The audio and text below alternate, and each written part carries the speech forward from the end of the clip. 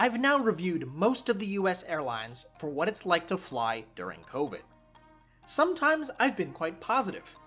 Other times, less so, and the reaction has been expected. Use your aggressive feelings, boy. Let the hate flow through you. Who knew so many people loved United? But before summarizing them all, it's time to add American to that list. What's it like to fly American's newest interior during a pandemic? Let's find out on this flight from San Antonio to Phoenix.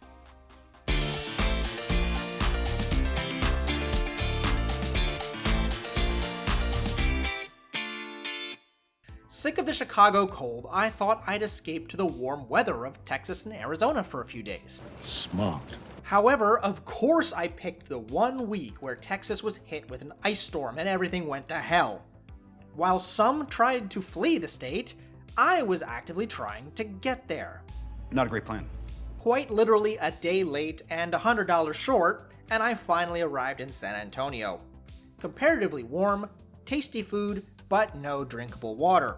Oh, and a lot of irate Texans.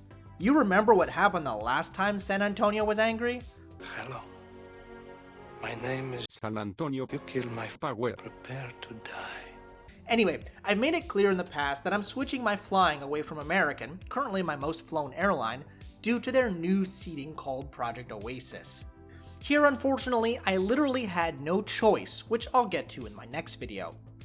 I arrived at the San Antonio airport before dawn and went straight to my gate. As with many other of my recent flights, it was quite full. Unlike every other airline, however, American has not changed its boarding procedures due to COVID one bit.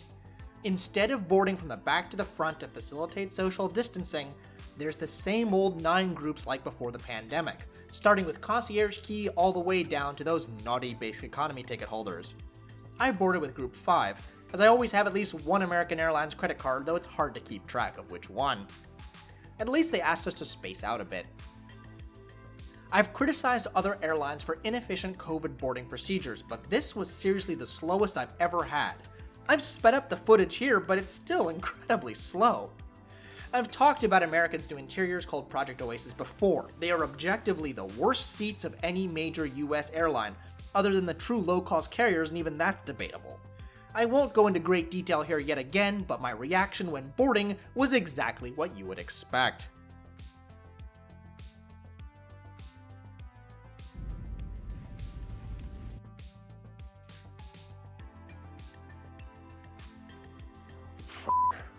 I'll just cover the highlights.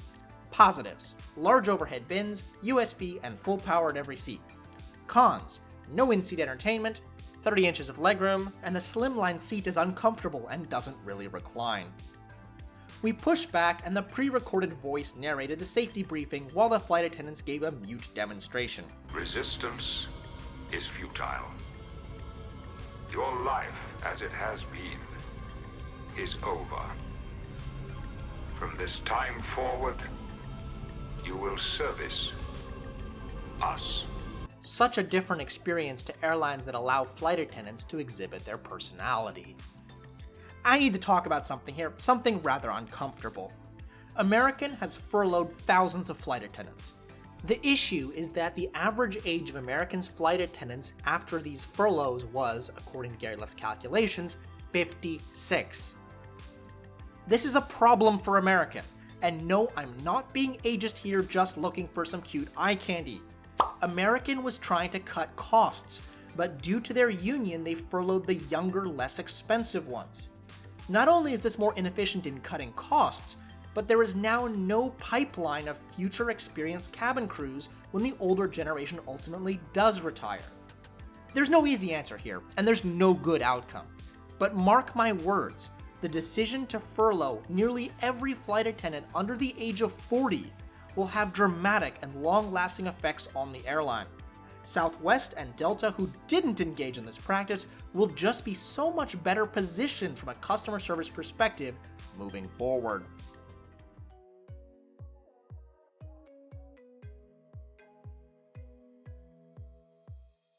Flying time was 2 hours and 17 minutes at 38,000 feet. The scenery was pretty interesting as we flew along the Rio Grande, and we could make out the cities of El Paso and Juarez, as well as the oh-so-famous Wall. What did we have as an in-flight service? A bag like Delta and United? Reduced beverage service like JetBlue in Alaska? Water and snacks like Southwest? No. Nothing! Absolutely nothing! Yep, there's no service. Another concession to the union. Fine, I'm all for protecting employees. I just find the heterogeneity in service offerings when presented with the exact same circumstances fascinating. Soon enough, we arrived in Phoenix and came into land.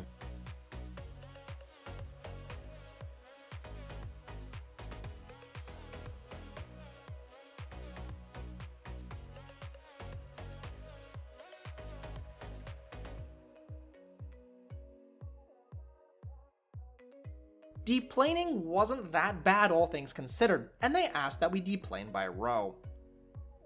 So flying American during COVID, it was, fine I guess. I went very hard on United for similar practices, but having flown on more flights and airlines since then, I realized I was wrong to be so harsh. Is American the best airline to fly during COVID now? Absolutely not, and I'll cover that in a comparison video. But given that only Delta is blocking middle seats at the time of filming, any difference at this point is minor. The main takeaway is that American's economy remains the worst of the major airlines, and this is strike 2 of 3 for me. One more Oasis flight, and I will swear off American.